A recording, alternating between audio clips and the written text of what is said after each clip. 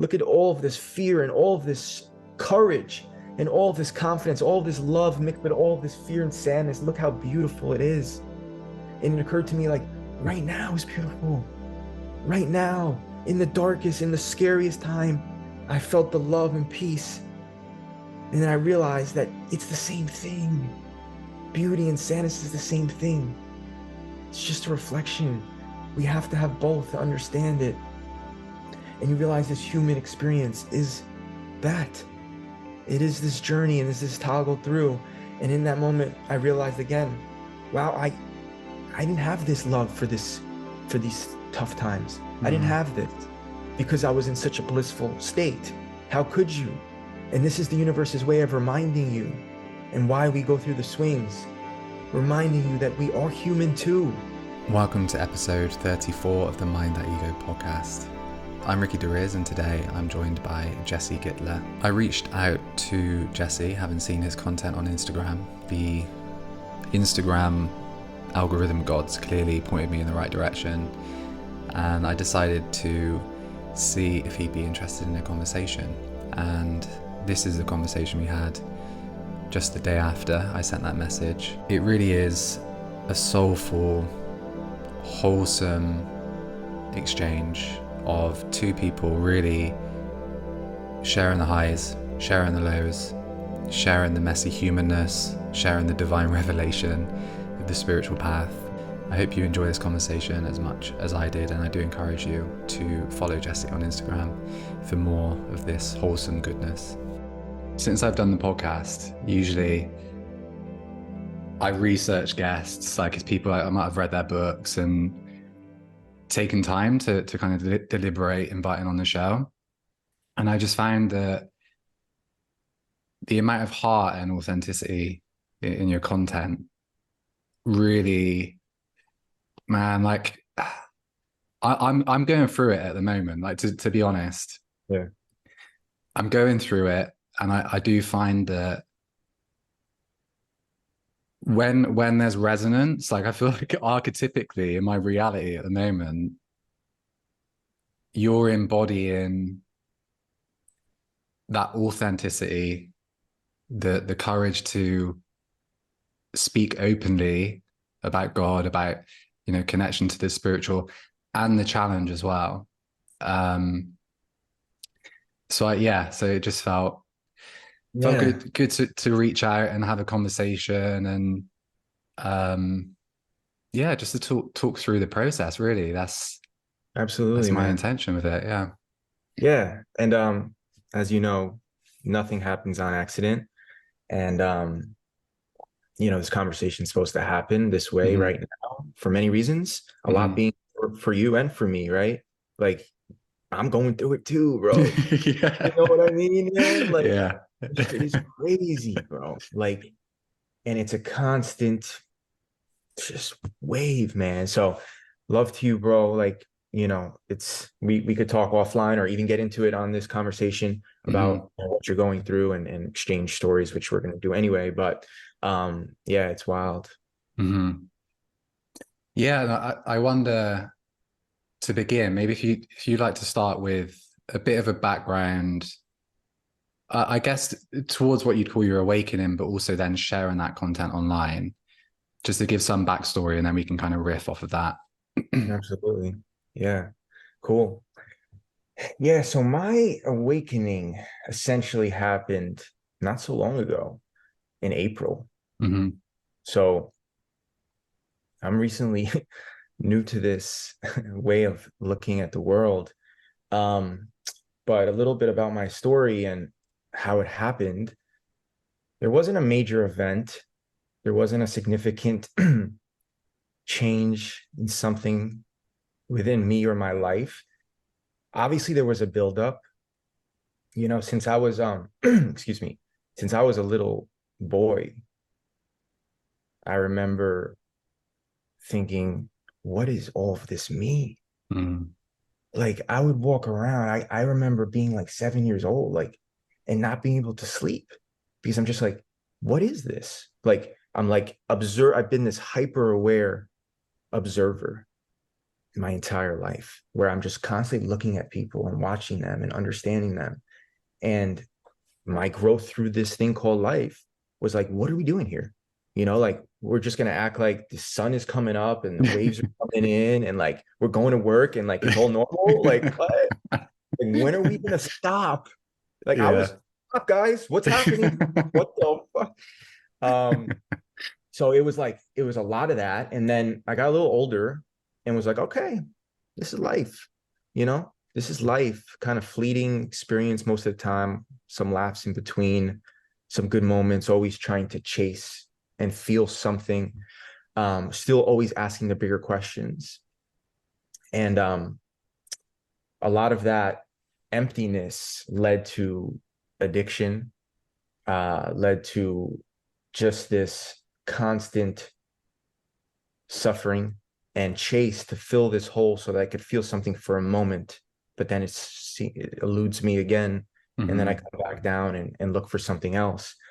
And I've always been into self-development, it's obviously changed since my awakening and I'll get there, but I've always been into the evolution of who I am. And it's always been front and center. So I've always just been like, how do I grow? That was the most important thing for me. As a person, I didn't know anything about this world, the spiritual world, or the truth of reality. And so years went on, my life hasn't been easy by any means. But one thing to note, like through my entire experience and all my trauma and all the things that have happened, truly, truly, truly, truly, and my sisters would always be like so amazed at this, but I truly feel like the luckiest person ever. Like I really do.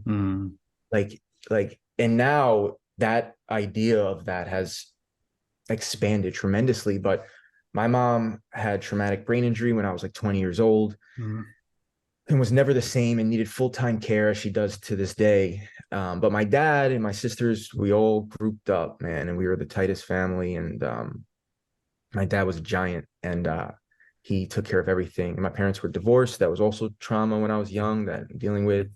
But my dad put his arms around us, and we came together like a team, like an army, to work for each other and help each other and love each other.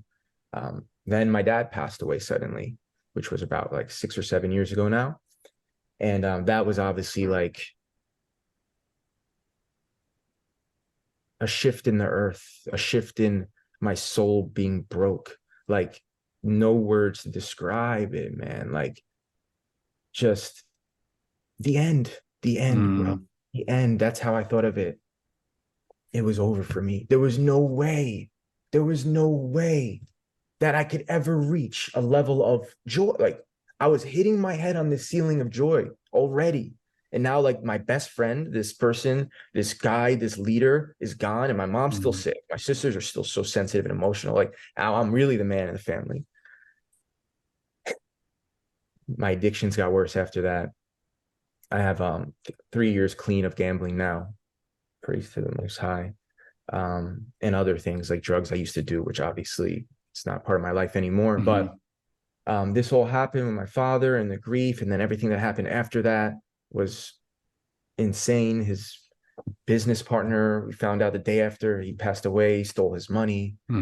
And all these things were crashing down, bro. And it was just like, I accepted that, like, all right, now this is life now. Like this was the line in the sand now, like another line where it's just more suffering and more fleetingness and more like, what are we doing here? And life went on. I was engaged in a 4-year relationship that ended. Praise to the Most High there too. Like when I rewind my steps, man, as we all should do from time to time, stop and contemplate and look and think about your life and think about everything that has happened in your life and every moment that has led to this and how beautiful and insane and how perfect it truly is. And my story is divinely orchestrated. It's literally like a beautiful musical. I was a day away from getting married, like all these things, man. Anyway, the relationship didn't work. I was in California. I moved out, lived by myself for the first time, really, for a full year. And this is important for people listening about awakening, in my opinion.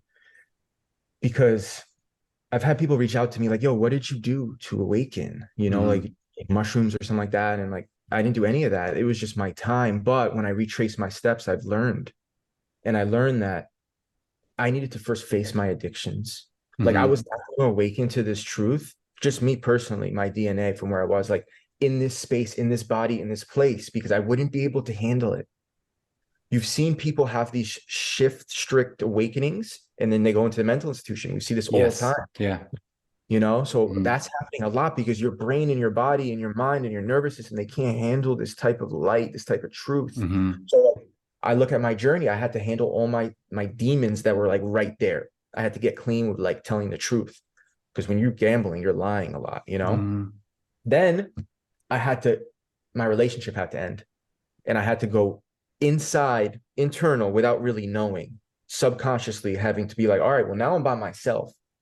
And in this time, I had this calling to get my body in shape. Mm-hmm.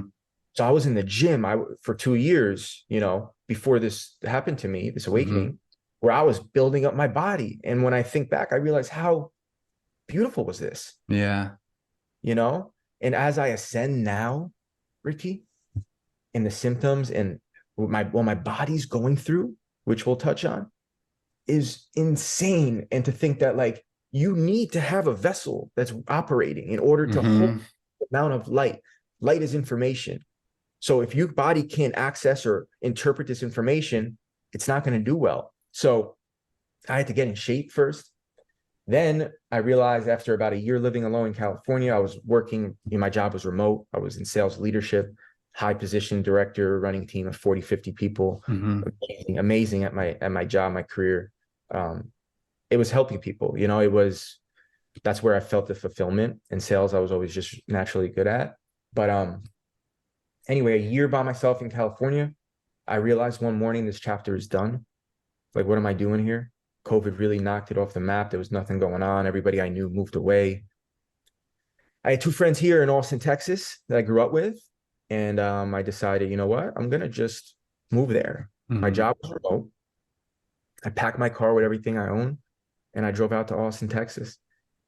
Life went on from that moment, kind of as it's been going on, just kind of in this circle, right? I was on this cycle of suffering, as I think most people are, where they go through the same habits. Your experiences changed a little bit. Yeah. Like it was happening in California. I grew up in New York, so it's happening there, but it's the same energy. It's the Mm-hmm. same energy going round and round. And I suddenly one day woke up to a meeting on my calendar for work saying that I was let go. I was at this job for 5 years, and it's hard to grasp, and obviously a very important time in my life. Once again, y'all, I look back on this, I would have never gotten out of this job because my Mm-hmm. mentality, my life, my programming, how I grew up was I don't quit things. I don't stop. I need to win everything. So even in my relationship, I would have went to the grave with it, to the grave with it, even though it wasn't working, even though it wasn't for me, because that was just who I am at the time. So the universe had to come in and say, bro, we got you. Like we are moving, we are shifting you. But one perspective would be like, my relationship didn't end. What am I doing? I'm not in a relationship now. I just lost my job. I lost my father. I lost my mom. Like Mm-hmm. you could look at life like that. That's a very tough way to live. Or you could look at it like, wow, all of these pieces were pushing me and moving me to get exactly to where I was. And so I'm in Texas. I don't have a job. I jump into consulting because I had built a bit of a brand on LinkedIn and I was well known in the industry. So I was just like, let me do some consulting Mm-hmm. for sales teams, and started doing that. And there was always a resistance. There was always a feeling of I'm grateful and I'm good at this and I love helping, but there was a lot of resistance to doing it. And I want to reference that because as I jump on this podcast, and I've jumped on many sales podcasts, the Mm-hmm. feeling internally is different because Mm-hmm. this is my passion. This is my path. This is my soul now. I Mm-hmm. want to talk about this. I feel this every second. I'm obsessed with this. So sales was like, yeah, there's a lot of good things to it, but it's not my path. It's not my obsession. and it's okay. It was leading me, it was training me for this. Mm-hmm. But anyway, yeah, so I got let go. I jumped into consulting. I started doing that. Once again, the fulfillment wasn't really there. I happened to have traveled back to New York to visit family, which is always so stressful and always so, as we all know, like Ram Dass said, like, if you think you're enlightened, go spend a weekend with the family, Yeah. It's so hard. And all the trauma and all comes back up because you go into that mask of dynamic of where you are in your family. And so I went back home and I'm doing this consulting, and I remember doing a consulting session on my computer at my sister's kitchen table, and she has 2 kids, and they were crying and loud, and I didn't feel confident talking, and I didn't feel like I was doing a good job on this session, and I felt really down. And this was coming off of like, drinking with my friends and doing the same shit, going out, doing drugs, waking up, not leaving the couch, being depressed, and like, oh, I got to get my life together now. Like the same thoughts, y'all. The same programming. Literally, it's a disc. It is a disc that's put in. And it's like, okay, now you think about this. So now I'm like, all right, now it's time for me to build myself back up. So it went like this: self-development, read some Tony Robbins books, stuff like that, motivational, help people, go out drinking, do some drugs, search for sex, search for fulfillment, search for anything that's going to give me a feeling, come back down, feel like shit, myself back up. But it's this same cycle, man. So I'm in New York, and I get this kind of feeling like, you know what, I'm over this. Like this feeling of like, I need to break the pattern. I need to break the pattern. So I'm getting a therapist. Like because I've dabbled in therapy, I've dabbled in these things, but I'm like, I need to start talking about my feelings more in order to break this pattern. At this point, I hadn't understood. I guess the awakening was starting, but there wasn't anything like a great momentous shift in it. So I signed up for therapy. And then the very next day in New York, I came down with this insane depression, this wave of, this is so terrible. I can't take any more of this. I can't take any more of this life. Sucks. Like this is just me. And this was just my moment. I can't do this same thing, like in like looking for something to fulfill me, looking for something to look forward to, only to get it and not feel anything and then do it again. And my mom was sick and my sister is so emotional, and everyone's taking from me, and I'm like, in the consulting, it's just all over the place. And I had this urge to go back to Texas because I was in New York at this time. I had this feeling, and I had just got to New York, like, to visit family, and I had a one-way ticket, but I had this feeling to go back to Austin. So I booked my ticket. My family's like, what are you doing? You just got here. And I'm like, I don't know. I can't be here. I can't be. Get back to Texas. And, as I mentioned, the gym and basketball and these things were a big part of my life.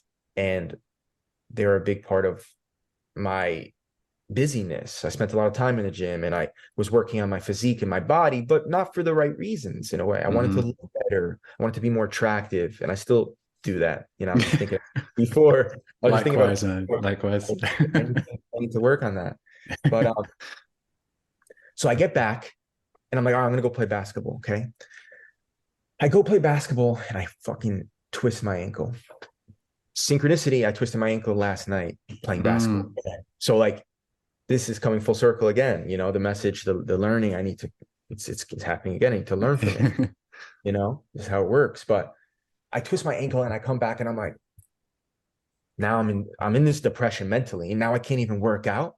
And I start to feel it all, like the depression, the darkness, the heaviness.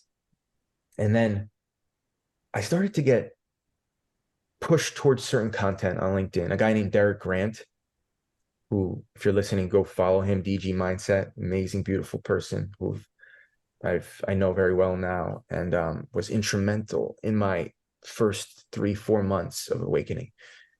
But I started to get pointed to his reels and things and his content. And it was sticking to me in a way that hadn't stuck to me. And I was feeling this information hit me differently. And it was weird. And there was something he said around like every single thing that happens to you is an opportunity for you to learn more about who you are. So I'm sitting there with my ankle and I'm like, oh my God, like, why do I need the gym so bad? Like, what am I trying to prove? And this is making, just by bringing these things up, y'all, by bringing these questions and bringing awareness to this, your consciousness will upgrade. It will evolve. You don't even need to do anything else. I tell this to my sisters all the time. By just asking these questions, why do I need this? You don't have to even figure it out right now. But why do I need the gym so bad? Raise that question.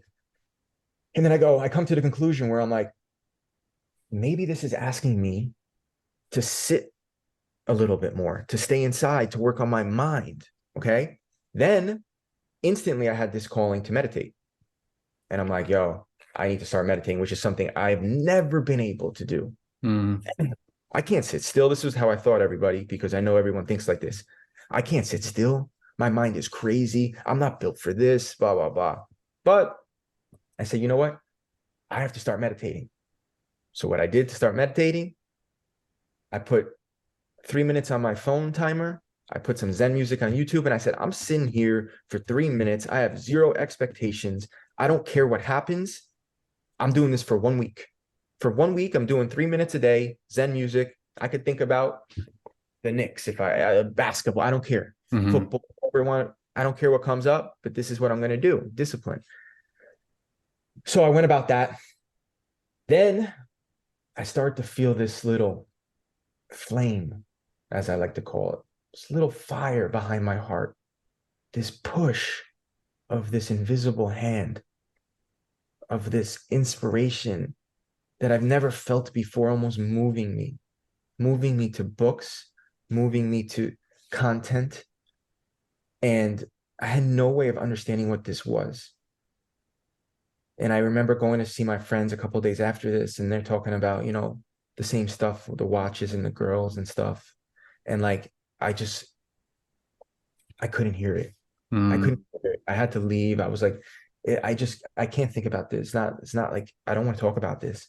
And I went back and started to read more. And, at this point, I'm like, what's happening? I remember calling my sisters and they're the best. They were like, they said, are you in some sort of cult now? Like, what is this, And then after that joke, it was all love and open arms. And I started to just follow this feeling. And I had no idea what it was. I'm Googling spiritual awakening. Like, what is this? I have no idea what this is. Then I'm reading things. I'm reading books that I've read before that I'm like, did I read this? There's no way I read this. It's hitting differently. I'm like, yo, is this real? Like, I'm reading about the laws of the universe and like how there's rules that govern this reality. And it's making sense to me. And I'm like, is this fucking real? Like, is this like, is this real? And then Ricky, I start getting signs from the universe, whether it be synchronicities or angel numbers of my dad, and just pure knowing. And I am freaked out, man. I'm like, yo, and this flame is kind of growing a little stronger. And what I mean by stronger, it's not big, it's small. It looks like this. It just sits behind my heart and it has no judgment. It really is not saying much. It's just this confident presence that's guiding me. And I'm saying no to consulting things. I'm saying no to job opportunities. And I have no idea why. No clue why. I'm like, everything I'm doing is backwards. Everything I'm doing is backwards. And I'm like, yo, the universe is talking to me. Like, what is happening? I messaged that guy, Derek Grant. I'm like, I went to him on LinkedIn. He has 300,000 followers on Instagram. I messaged him on LinkedIn and he gets back to me. We exchange voice notes and he's like, the universe is talking to you, bro. Like, listen to it, let it. It's, and I just started to learn more and understand about what this is and who I am. And one thing led to another. And that was the beginning, obviously, of the process to open up for me. And, it started so intense and so crazy. And it's just gotten crazier. It's just gotten crazier. So that's, it was really long-winded, but No, I thoroughly enjoyed listening to that, and there are many parallels. Uh, Unsurprisingly, a bizarre amount of parallels Oh yeah. in our journey. And I think for me, I relate a lot to what you say about training and the gym. And I had a really bad back injury last year. Like it kept me out of the gym for a few months. And before that, with COVID and gyms closing, and Right. the I love it, and I still now like going through a hard time grounding into my body. Feeling that physical strength is not as a replacement for like emotional or spiritual strength, but it just kind of gets me into a certain mindset that I don't always allow myself to connect to, like really in that kind of masculine, and I'm an emotional guy, I'm a sensitive guy. So it's a nice balance with like weight training and stuff like that. But yeah, when I couldn't go, I was just, it really had an impact because I realized that the ritualistic aspect of going there as well Yeah. was a big thing. Like seeing just seeing you get stronger and experiencing your strength increase does something psychologically, just the process, the catharsis of it. But also that's something that I don't or haven't spoken about so much, like the value of that. But then this, I think that for me, the trajectory is drawn out over a long period of time. But I do relate to what you say in terms of the awakening begins at a point where you don't even realize.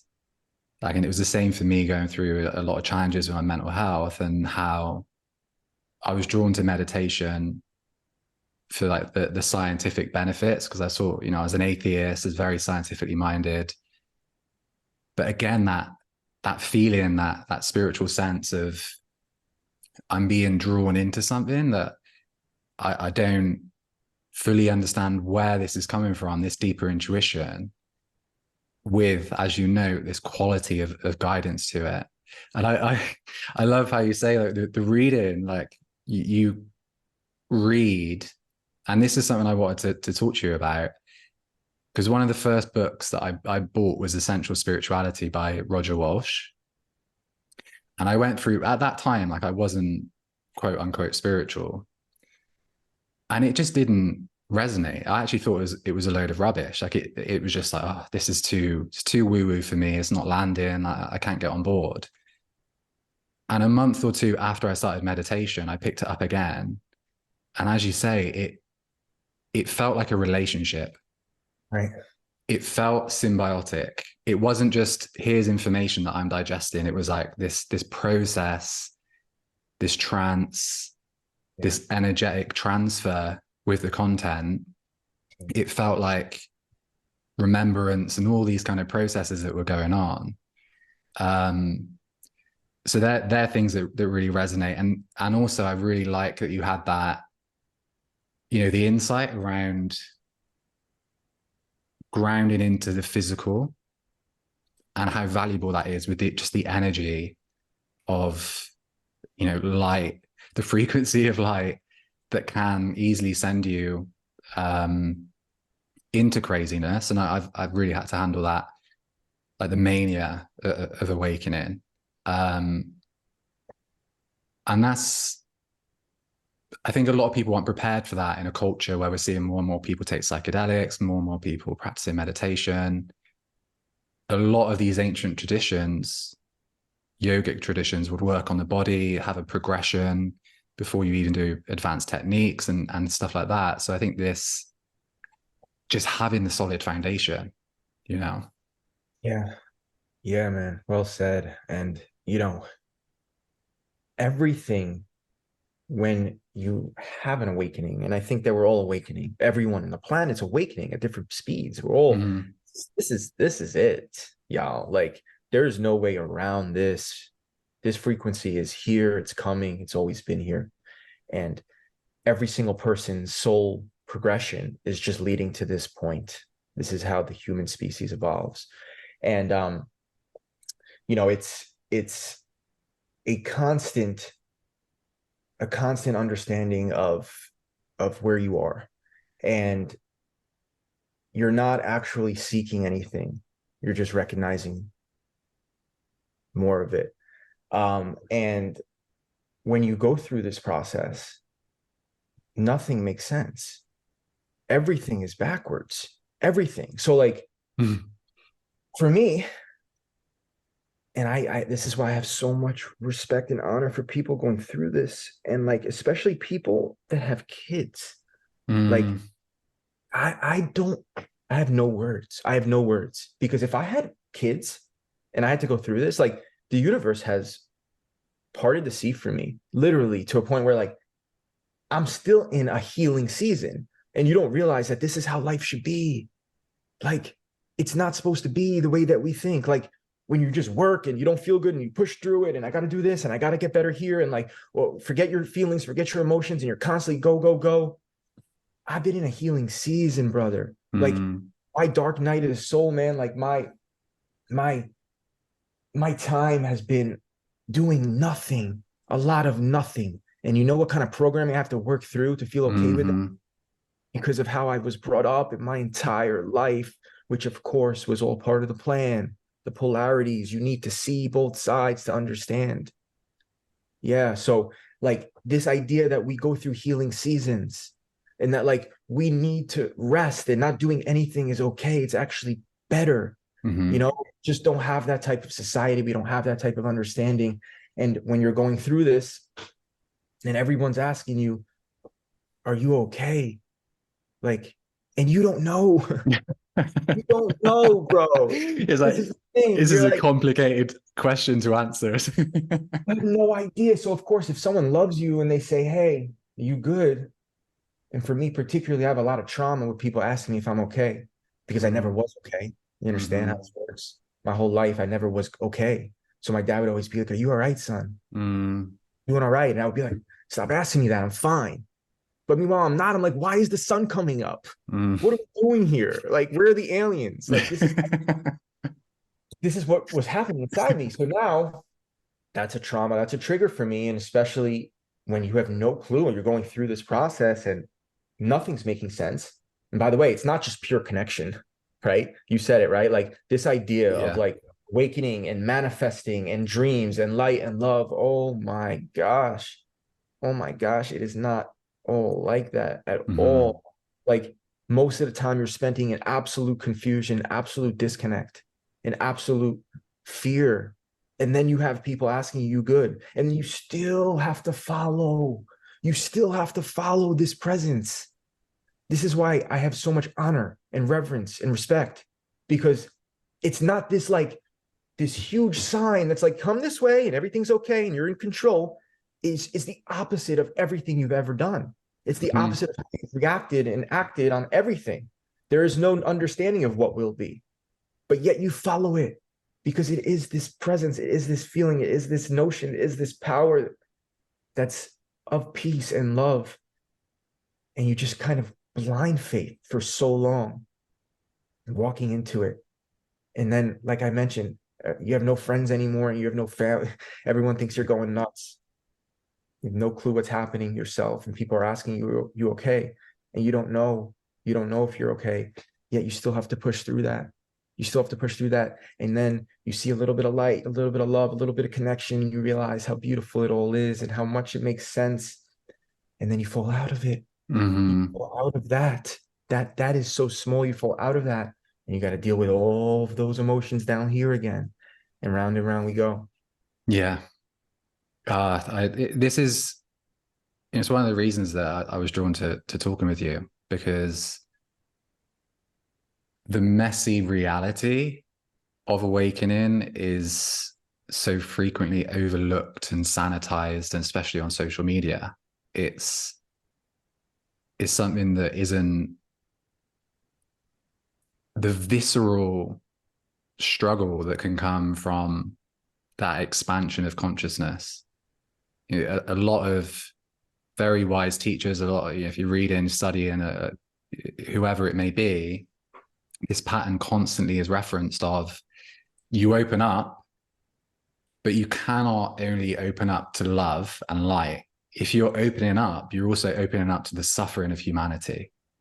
And that dark night, that fall is like suffering like you've never known. You know, it's like, but the interesting thing, and this has been on my mind the last few days, the shift is like, not that there are two types of suffering, but for the sake of the point I'm trying to make, say there are two types of suffering. The type of suffering that you were describing previously, like these patterns, these loops, the way we get stuck, the way we repeat, the way we don't heal, compared to another form of suffering, which deepens you, embodies you more into your soul. And it's almost like that type of suffering moves you away from God, and that type of suffering moves you closer to God. And like, telling you what I'm going through, right? Like this last year has been something else. But that flame that you talk to, like the resilience that is built in, like there's this feeling of right now, and not in a sacrificial way, not as a form of martyrdom, but there's a feeling now. I'm like, the more I suffer, the closer I'm going to get to God. Yeah. And in my past, a lot of it has been, the more I suffer, the more likely I am to break. And if I break, I might not survive. And then on the path, the suffering's like, why break? But then in that breaking, that flame shines through. And there's that repeated way of exposing yourself to annihilation almost. Like this, to live through that is so tough, but it does, I just resonate so much because I've also had that. I saw one of you posts on Bliss, and honestly, I was just like, thank God someone's saying this, because you were talking of bliss, and a lot of contemporary discussion on spirituality really emphasizes bliss for understandable reasons. We live very nullified lives in comparison to what is possible. And yeah, you said this, you completely nailed it. When in that state, you essentially disconnect from suffering to a way that makes it harder to relate to the struggles that people go through day to day. Now, if I had to choose, and I love that you articulated that, I wish that more people who see themselves as spiritually advanced like actually actively choose to resonate with suffering more than bliss, and then to empathize and be with people through their suffering, you know? Yeah. So yeah, I just so that really struck me as necessary and profound. And also the grief that can come from being in this exalted state, feeling like it will last forever, and there's like, zoom. how do I get back to that? Yeah. I wonder if you could talk to, because as part of that that video that I watched, you talk about the dynamic between beauty and sadness. I wonder if you could talk to that, because I really like how you articulated that as well. Yeah, it's so well said, man. So well said on all of that. And I think when we speak about spirituality and awakening and the universe, and we are a species of worship. We're going to worship something, you know, whether it be girls or guys or cars or money. God, right, is the ultimate moving towards. But the universe has to bake in this way of getting us to what's real. And they do that with all of this bliss and all of this love and all of this manifestation talk, you know? So it's necessary, but it's also important to call it like it is. And as you learn, as you progress, that everything's a paradox. All great universal truths are paradoxes, and it becomes quite beautiful, actually. But my experience was, and to my point around sadness and beauty, they are the same thing, just two sides of the same thing. That's what everything is. Hot and cold, you can't tell when it stops, right? It's the same thing. It's two sides of the same coin. And when I first had this awakening, I shot into this blissful state, this place of the grief of my father overnight was gone. I have no fear of death. I can look myself in the eye and talk about it all day. I do not fear death at all. I actually welcome it when it comes, you know? Mm-hmm. And that is a beautiful release of fear. And with that comes a lot of power. And these things started to happen, right? And I started to feel, wow, life is in suffering. Life is the truth of life, which is true, which is true. And this is the paradox. The truth of life is not suffering. The truth of life is light and love and bliss. This is our natural birthright. This is where we come from. This is where we are going. All the other stuff is an illusion. And that's when you made your point around suffering, around like when you were suffering before this and after this, how different it was, because one was an illusion and one was truth. Mm-hmm. We'll always win. That's the beautiful part of this game. But when this first happened to me, and I'm in this state of, wow, suffering's not real. Life's not hard. My dad, my entire life, always, son, life is hard. Life is so hard, son. You're going to have to get back up. You're going to have to keep going. You're going to have to keep going. And this was the programming instilled in me for a reason. And a lot of it is true and a lot of it is not. But when I first had this realization of the truth of the world, and I'm learning about the universal laws and how we are the creator and all of these magnificent things, I'm like, bro, happiness is the only thing. Joy is the only place to be. And I remember as I reflect, and this is why reflection is so important, because there's wisdom, and this is how you upgrade your consciousness, by learning your lessons over again. So I reflect back in that state. And of course, I had to get moved into this awareness and understanding, which I'll get to. But I look back, and now the person who's sad over there, I can't resonate with that person. So now all of a sudden I'm on a pedestal. Now I'm more disconnected from the truth of the world, right? Because the truth of the world is there's so much sadness, but sadness isn't really a truth. So there's a paradox, of course, but you can't tell someone that they don't feel a certain thing. The reason they feel it could be an illusion, but what they feel is real. So now I'm in this blissful state, and I'm talking about, oh, it's the only way to be, and I'm disconnected from all of these emotions. And as nature does, and I was like, I'm calling my friends, and I'm like, yo, I got the rules, bro. I got the cheat codes, bro. Like, you got to get on with me, man. You got to understand this. I'm talking to my family. I'm like, yo, listen, like, I'm so cool, and I'm so full of love, and I'm so like, follow me. Like, you need to hear this message, and like trying to awaken everybody. No one hears me. They're all like, you're crazy, and half the time I think I'm crazy too. So I'm like, what the hell's going on, man?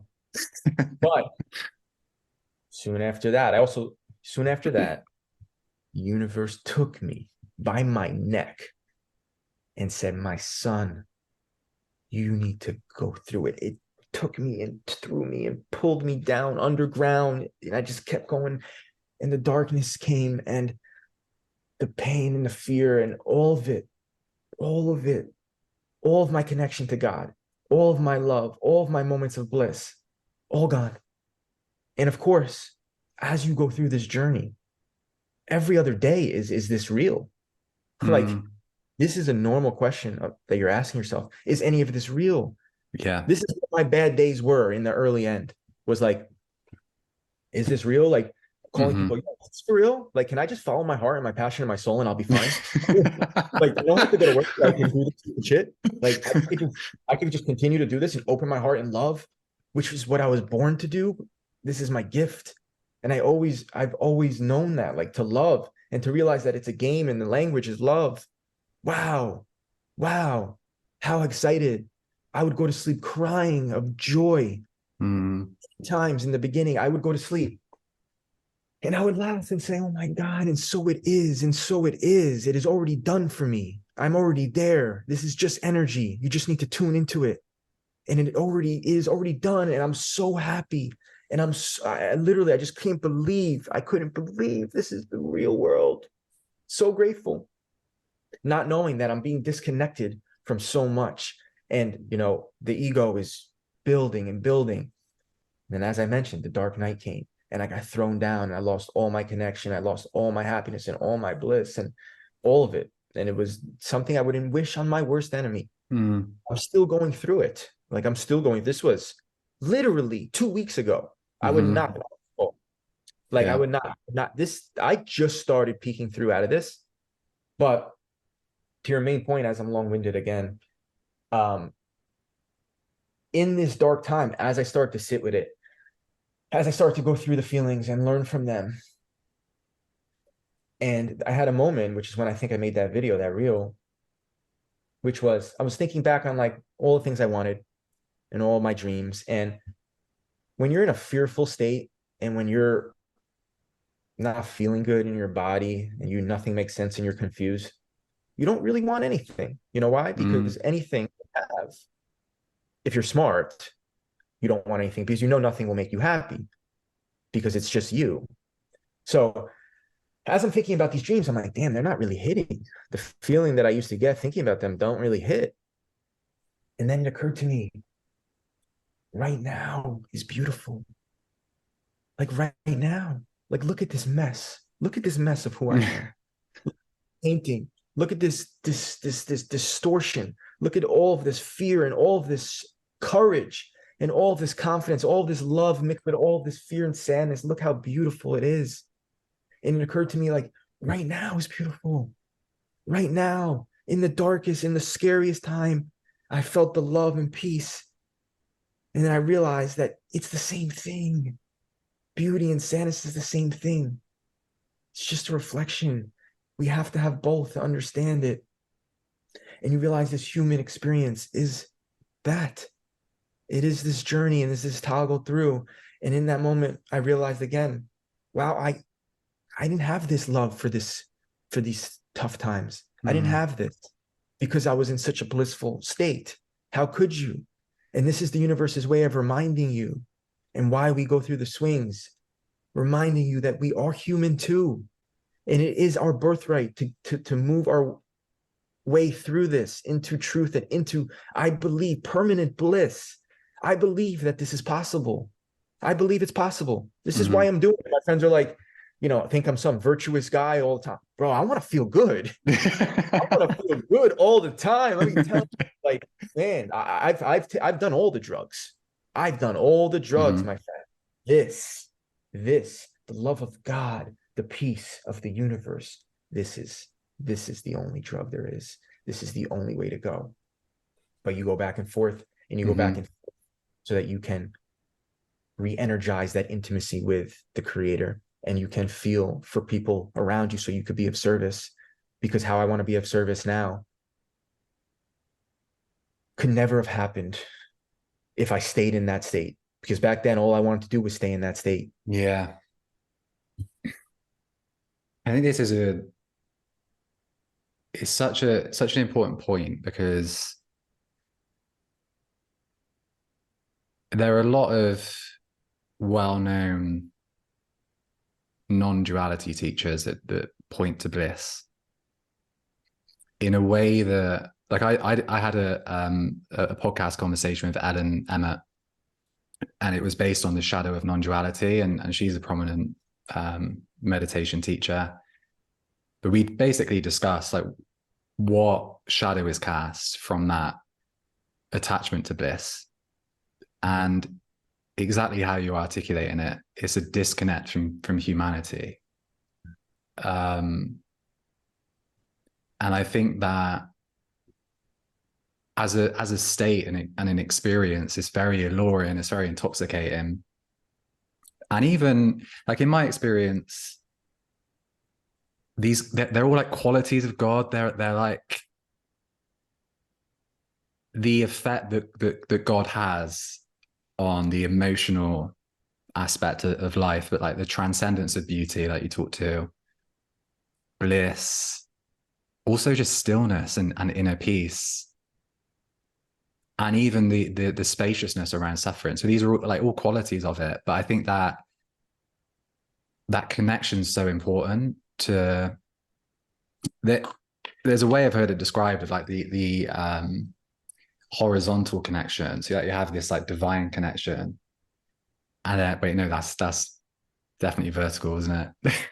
Um, yeah, Vertical it's vertical. connection. This is vertical. Yeah. And then the horizontal is the relational.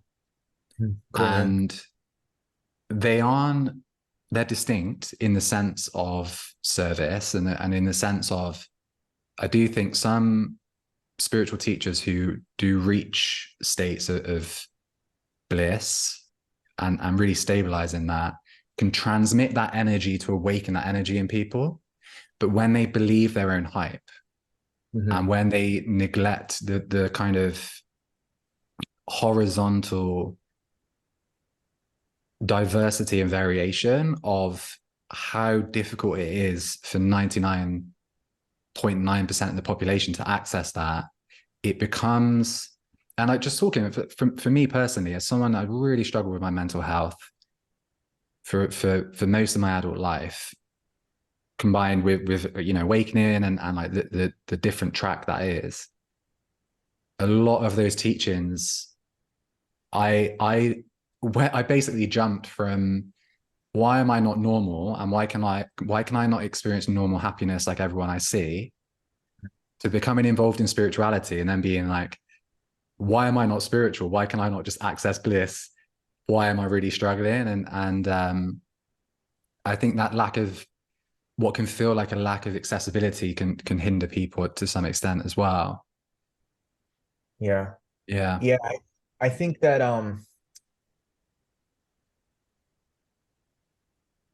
the wisdom that's accrued on the path has to be remembered. And I think that everyone's path is unique and different. Every voice has a message that's slightly changing from one to one, like we all have a different thing to help other people with. And when you're in that state, it's natural to not feel the other feelings and lose connection for the people who are feeling them. But it's remembering. And I think that as you progress, I don't know, I'll have to tell you when I get there, but like as you progress and you ascend, your consciousness is evolving, which means essentially you are smarter, right? Like you are growing as a species. So your understanding of how to integrate things and explain them expands. So it's keeping that humbleness that we are in this human experience, and I think maybe some people could get a little bit lost, as we all do, right? Like the ego is always on full attack, and it's always looking for to take. And if it could find some truth, some real truth, and distort that, man, that's its best meal. So like, it's just an important notion. Now that I've been through this beginning part of, it's not all about this blissful state, and I'm in this, I'm able to talk about it really well right now because I'm in it, and I can't talk about what I'm not in. So like, I'm dealing with these feelings, with this fear, with this polarity. But I know my experience was bliss into complete darkness, into coming out of it. I will never forget that now, and it's important just to constantly go back there and remember why you're doing this. Like, why am I doing this? Why am I doing this? Why am I doing this? Why am I doing this? This always is the question. And how this all started for me was because I've gotten all the things my whole life. I was lucky enough to get I saw a lot of money at a young age because of gambling and things like that. It made me feel nothing. I was lucky to experience these things and realize I want love. I want love. That is what I want.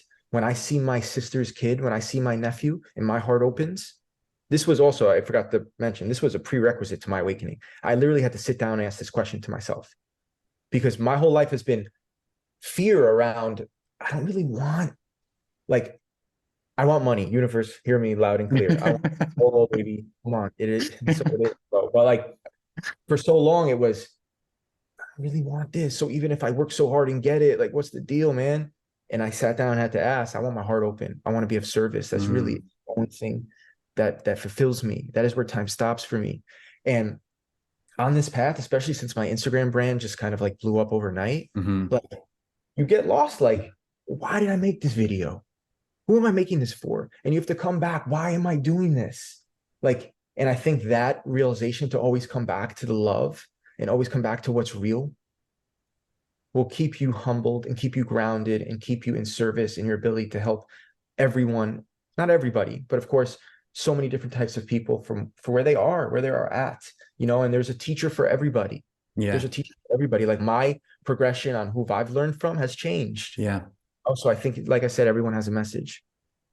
Yeah. Yeah. And that's the thing, like, as I mentioned at the beginning of how you, in some way, you've embodied like an archetype that I've connected to, at least that archetypal energy that really resonated. And So for so sure, no, man, like really, like it, as I said, I think before we were recording, like it's rare for me to reach out just spontaneously. So I think you're the first person I've reached out to for on the podcast spontaneously. let me tell you one thing real quick about that you reaching out, because I don't really like to talk about my signs and stuff like that, because I've realized that it's a intimate relationship, you know, Yeah. all this and stuff. But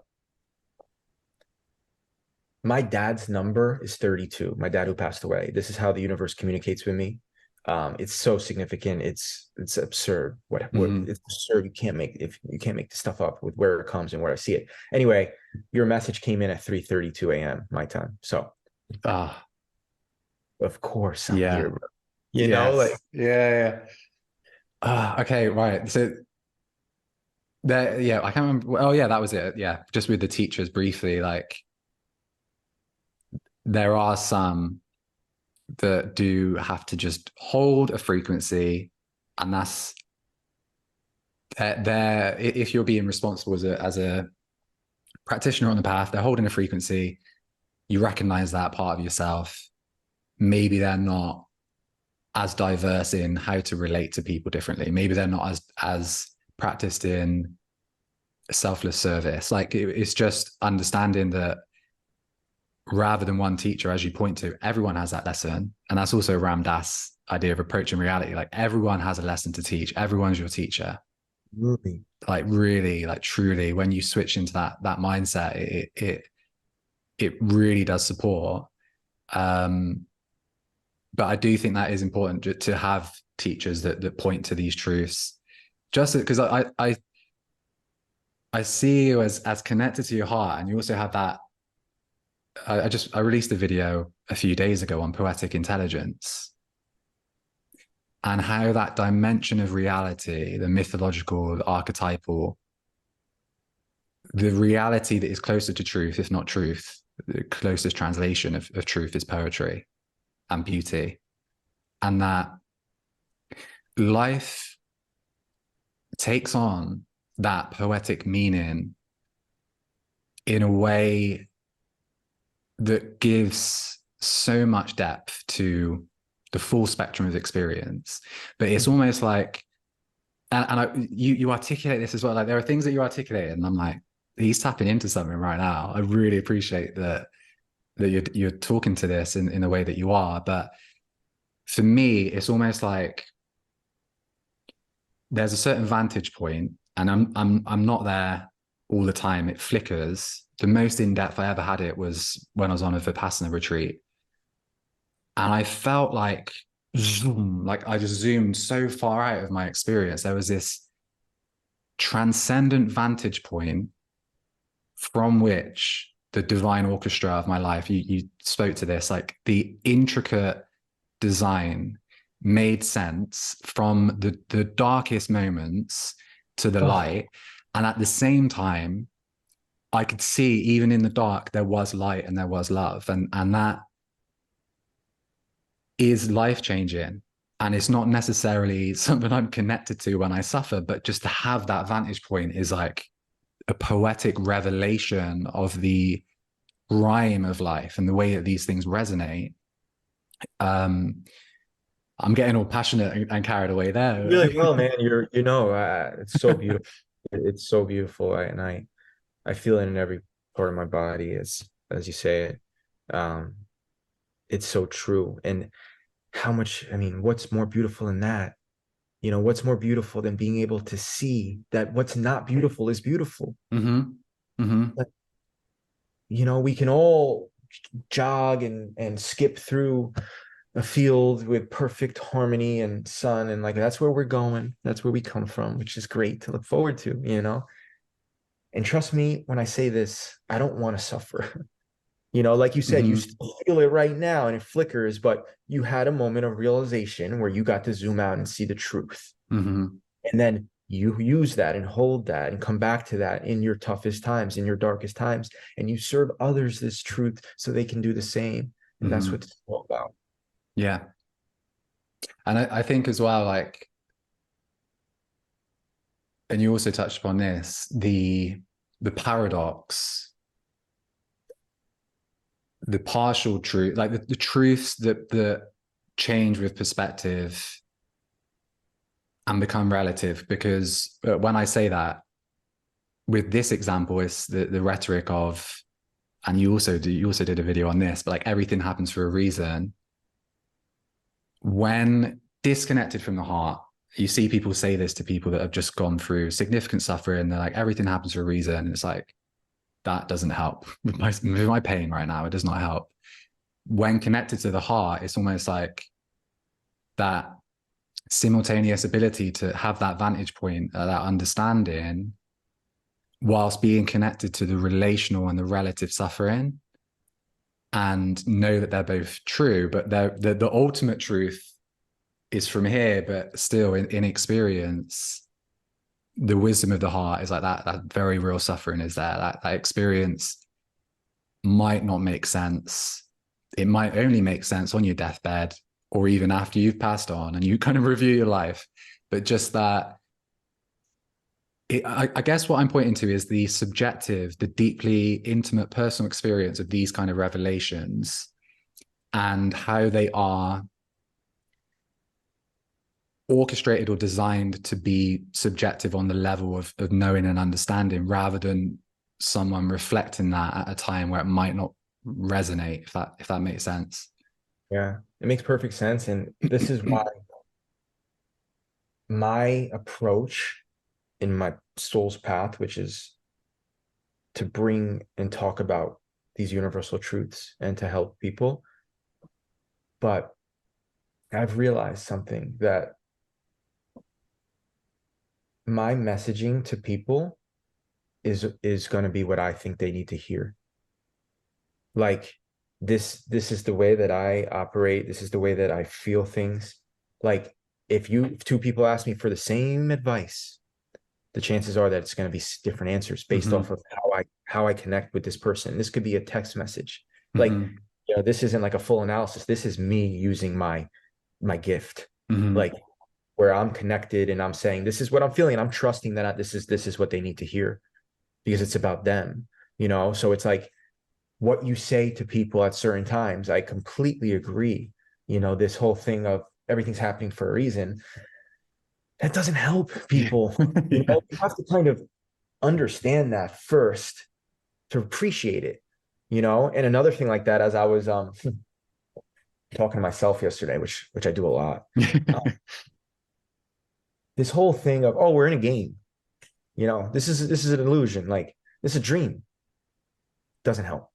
Like it's Exactly. not effective. It's not effective. It doesn't help me. I was like going to do something I didn't want to do, and oh, what's the big deal, brother? This is a dream. It's true. This is a dream. This is a dream, but that's not helping. And that's not really how we're supposed to take it. You know what I mean? So it's like what you say to someone, depending on where they're at, what they're going through, Mm-hmm. their level of awareness, where's their consciousness at? Yeah. People ask me for books all the time. I really don't like the book question. Of course, I used to ask people for books. So, right? It's like, first of all, tell me what you read last, because Mm. if you haven't read in years, I'm not telling you to read a book. Like you have to Mm-hmm. get there yourself. But it really depends on your level of awareness. Like if you're doing basic addition and subtraction, you're not going to I'm not going to give you some geometry. Like you're not up, you're not going to, it's not going to resonate. Mm-hmm. So it's like, it's understanding where everyone's at and catering that message to each individual and believing that that's what they need to hear. That's my approach. Mm. Something that comes to mind as well with people reaching out on what to read, and like the apparent metaphysics of synchronicity and reading and the messages arriving, I wonder, because at least within myself, I've experienced the difference between, like, let's say I looked at you or anyone as someone that I've given authority to, someone that I've seen as like being evolved and wise, and I want to ask them, because consciously or egoically, I want them to tell me, I want them to give me the exact thing that I need to satiate whatever underlying discomfort I feel. Mm-hmm. Compared to, and like then the chances of that resonating are lower. So I like that you say, ask them the question in response. And yet, just to shift into, okay, rather than what I consciously think I want to read or what problem I want to consciously solve, if I become super receptive, and we can like play with this, like to anyone watching or listening to this now, over the next week, over the next 2 weeks, become really receptive to any signs that you receive, any synchronicity to a particular book, a particular author, a particular quote that surfaces in a way. And the important thing with this is like, there's always an emotional aspect, what you might call an affective aspect. Rather than seeking it out, see if something finds you and trust that. And if you emotionally resonate with this book, this quote, this author, this is where I promote my book. It's all a ploy. I jest. If you resonate, follow that sign, take the next step, buy the book, find a copy online, whatever you do. And then that's like this momentum that builds, this synchronistic momentum. You mentioned it earlier, where the path is one of not knowing and not seeing. It's almost, and there is that retrospective seeing, and there are glimpses, and there are things to reach to through the synchronicities, through the kind of breadcrumbs of alignment. But there is that you've got to have faith in the darkness, almost, haven't you, to stumble through and just really connect to intuition and where that next step might be. Yeah, and also, what an amazing practice to take, right? Because if what this is a game of understanding the signs and following them because they're leading you to where you are destined to go on your soul path, which will bring you the most love and most joy and the best life, so that you can help others bring their best life. If that's the game, then the understanding of what the signs becomes the motive. And so much of the time, as I reflect, and this is all I do now, man, and all I do is reflect. I just, but as I reflect, your intuition, the same thing that's told me to read these books, that's brought me to those books, I've felt that my whole life. I just didn't know. I just didn't know. So to your point, make a decision.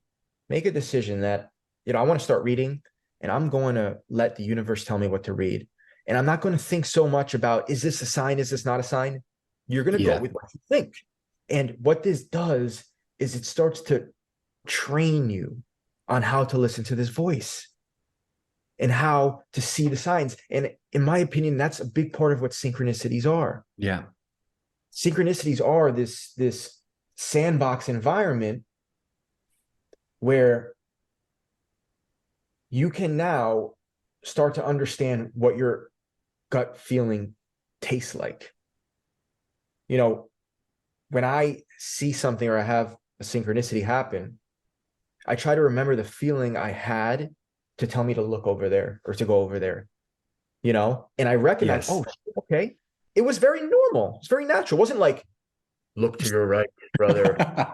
Look to your right. Yeah. It was like this very damn it, that was me.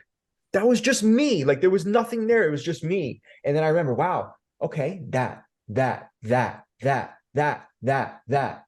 start to recognize that. And then all of a sudden, you start to pay homage to these signs. You start to be grateful for them, and they start happening more. And then you're just on this train.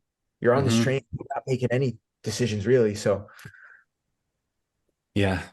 That's the word I use to describe that is enchantment. hmm, And culturally, personally, but also culturally, I think we are going through the process of re-enchantment based yeah. on the disenchantment of like the scientific method and the idea of just a material existing. Um, so I really like how you talk to that. And also,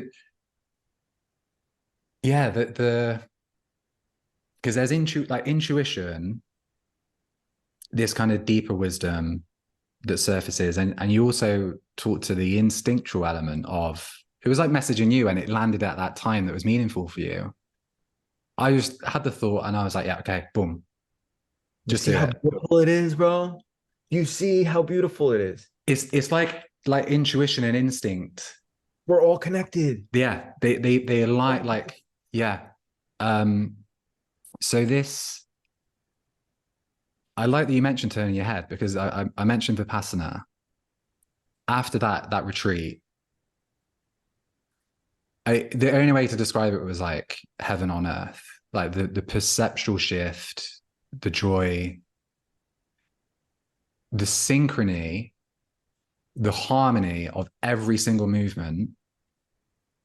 It was as if me, the like however I identify as me, the self, this experience subjectively, everything that I see, everything I hear, all of it was a masterpiece, an absolute masterpiece of this like artistic brilliance where I'd look, and exactly as I looked, like a bird would fly through the sky, and it was just like, and I was like, holy shit, there's no actual separation between me and the movement of the external. And when connected again to that like poetic dimension, it's all just one movement. It's all just one movement of something that is divinely profound. And that is, I wish that for everyone, that kind of experience. That's exactly what I say. Yeah. I wish so much. Like, I just wish I've had moments of not a lot, but I've had moments of pure and utter beauty with unexplainable peace. And in those moments, you realize that this is the truth of Mm. what's happening here. And then, of course, butterfly flies or something happens to you, and it's for you. You know Mm. it because it's just your video game. It is just yours. You are the main character, literally, the entire time, the entire time. And what comes to me, and this is what's so beautiful about life, when you feel beauty, when you feel love, what comes to you is you want to share it. Mm. This is what comes. This is what Mm. comes. This is what happens. My entire life, if I watched a good movie, what do I want to do? What do I want to do? Oh, that hit. That was so powerful and profound. I need to tell someone so they Yeah. could watch it Yeah. about sharing. And that's why it's the key to this world is yourself, taking care of yourself, filling your cup. So then you would not only have to fill others, you'd want to, because that is the natural progression of who we are. Mm. When you see these things happen, you see the puzzle and you see the sadness on one hand, you see it all connect. You want others to see it. And that's God's way of creating heaven on earth. Mm. Yeah. And then what can be the reality colliding then of when you realize that it's very difficult to translate. I mean, it's impossible to translate that to anyone who's not ready for that. And I guess it is like how you're sharing resonated with me. It's like you put out that frequency and then it's gonna harmonize with people. And when you trust, you're aligned to that and you create and you share from that generous space, just trusting in that process of it will resonate with people in the right way. I'm conscious of time, and there are a few. How are you doing for time, by the way? I got like another 15 minutes. Okay. So I made a few notes, and something, there are a few directions we can go. I think I'm going to go to the quantum realm because, so with this, I mentioned the vantage point, and you've articulated this, and I love the way that you have. Part of that was this feeling. So I'll just share openly about my experience. But I think the first time I genuinely felt like a presence, something that I couldn't understand, that felt outside of me, it felt transcendent, was the first time that I was suicidal, essentially, like when my depression was at rock bottom. And that felt like an energetic hug is the only way that I can describe it. Didn't really understand it. I was 18 years old, but it pulled me back at that time when I needed it. And since then, that connection is, it comes, it ebbs, it flows. There are times where that quality, I had it 2 days ago. So a sign for my mum and my sister is a robin, like a red robin, like they're red-chested birds. And I'm pretty sure, like I'm almost certain that the whole time I lived in Berlin for 8 years, the whole time that I've been here, I've not seen a robin. And I was like, does Germany even have them? Like, this is really strange. And I'm struggling. I'm feeling like this sense of isolation. I'm feeling like the heaviness of what I'm struggling with at the moment. And I'm about to go out, and I think I'll just sit down, just rest for a few minutes. And of course, this robin, and it's snowing as well at the moment, this robin just lands on my balcony. It's so hard to describe, but the energetic, like the feeling of this, it wasn't just like I'm seeing something with my eyes. It was the embodied feeling of it carried also that sense of support. And I don't know what it means. Like I told my mum about it, but it's not like there's been this huge revelation. Oh yeah, it's because of X, Y, Z. But the only thing I needed at this moment in fumbling around the dark on the path and feeling like exactly what you say, I'm trusting this feeling, I'm trusting what feels true, but it's taken me in this direction that I'm actually really scared of. At the same time, I saw that and I was like, okay. Like that I needed that. I didn't realize I needed it. I needed it. That's quite a long way of segueing into the way that you articulate this past, present, future self as an act of compassion. And so yeah, that was the link, was when I was on Vipassana, deep in meditation, memories resurfaced to the degree I was like, these aren't things stored in my brain that I'm experiencing. It felt like I was living them again. It felt 5D, immersive. I was there again. And the state I cultivated on retreat seemed to translate to those moments when I was suffering. So I wonder if you could talk to, I know you talk along similar lines with this, if you could talk to that relationship and how you use that as a form of self-compassion and self-love, because this is the most powerful. Like when I see you share this, I'm like, yeah, that's powerful stuff. Yeah, absolutely. So beautiful about the red robin, and the universe will always give you what you need. It always when you need it. But yeah, so essentially you learn that you're an extension of God. That is what you are. That is the truth. And you have, like, that's this platinum, gold, diamond, whatever. It's the most beautiful thing, and it's behind it all, right? And then there's all of this trauma and all of this fear and all of these things that have happened to you your whole life that are blocking the divine light from reaching the true you. And you have to work through those things, because you realize that the game can be summed up. You don't even need to be on a spiritual path. You never even find awakening, whatever. Loving yourself is the absolute game. That is it. And it's not what you think. It's not just like, all right, yeah, I love myself. No, you get rewarded for loving yourself. Like when you work on loving yourself, you upgrade. You upgrade. This is a game. Like it's not like how I used to think about things in the past are so different now because there's so much more meaning behind things like love yourself or be present. Like it's actually real. These one-liners on the Hallmark cards are the truth. Yeah. So when you realize, wow, this game is just about loving myself, because if I love myself, then I don't need to go outside and seek love elsewhere from you, from her, from this, from that, because I don't need it. I'm okay right now. And this is the lifelong journey of unraveling all of these things, these traumas, these shadows, these experiences that have disconnected you from that pearl behind it all and that divine light that's shining down. And then you learn that everything's happening all at once. Everything's happening at once. Time doesn't exist.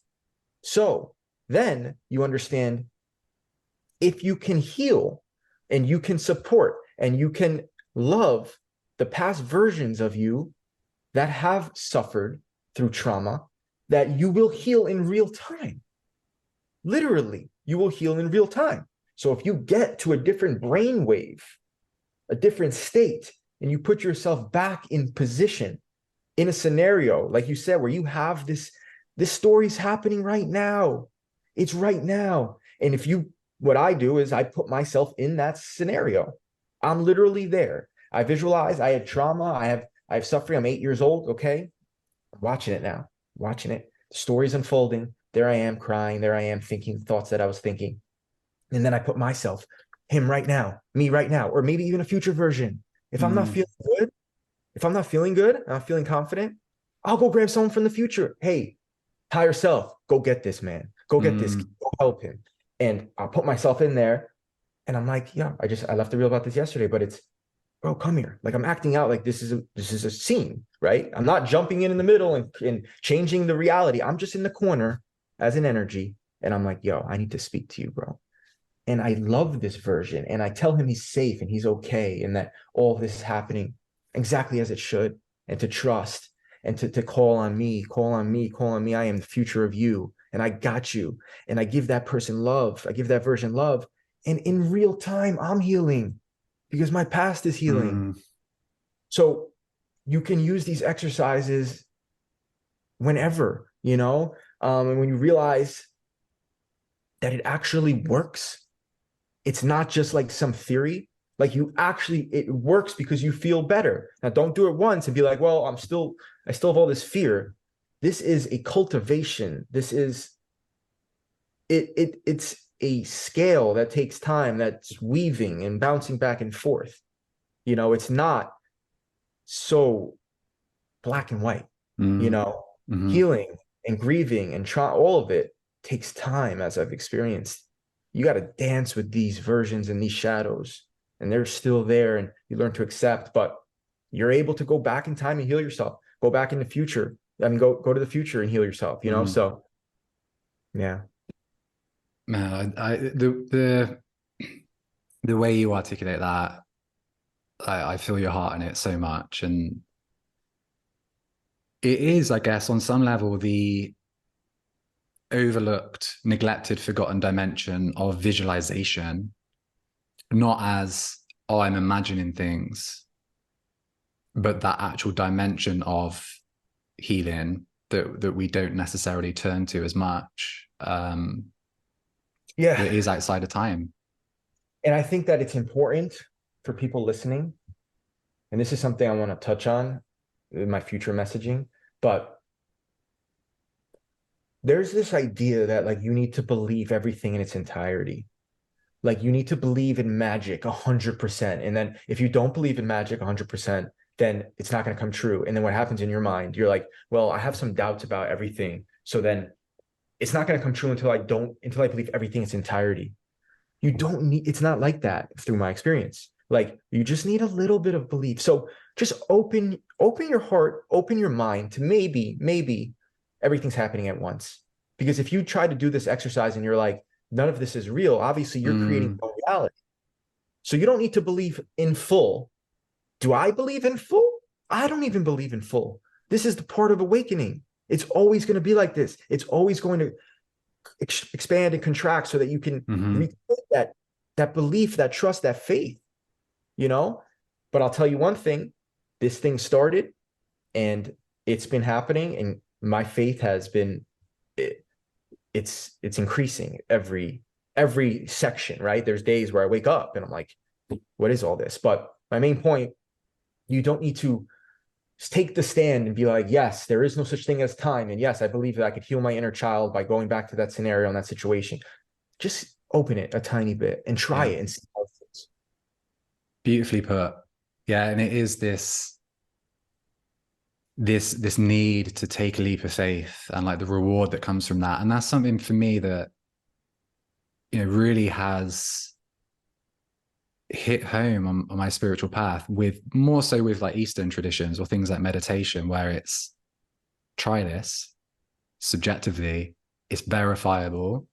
This is what over a long period of time people have experienced when you try like this technique, that technique. But it's not a dogmatic system. It's just try it. Right. Try it, suspend disbelief and skepticism as best you can. Do not let go of skepticism or rationality. They're really important, but just know the place for them and take that leap of faith. Absolutely. That's what the whole thing's about. Yeah. Jesse, infinite gratitude for what you're putting out there. You know, as I say, this was a spontaneous conversation, and actually more for me than people listening today. Like I've not really done that so much. It's always for me as well, but I just had a sense that it would be great to talk to you, and that was the sense to follow. So thank you so much for your heart and your generosity. I look forward to what you share in the future, and hopefully we keep in touch as well, and maybe have another conversation at some point. Absolutely, man. And I accept all of that. Thank you. And you know, you reached out to me yesterday, and here we are today. Yeah. You know, quick turnaround, and I appreciate all your insights and your journey, you know, and your path and what you're going through, and all of it is going to be so awesome for you, man. I could feel it. It really is.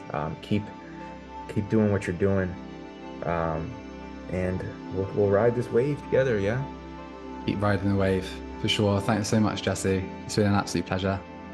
Thank you for listening to this episode of the Mind That Ego podcast. To stay up to date, you can join the Mind That Ego mailing list if you head to mindthatego.com/MFM. You'll also get a copy of my book, Mindsets for Mindfulness, when you join. You can also follow Mind That Ego on Facebook and YouTube, where the podcasts are also displayed in video format along with other inspired videos that I create. Or if Instagram is more your social media of choice, you can follow me at Ricky_Deriz. That's DERISZ.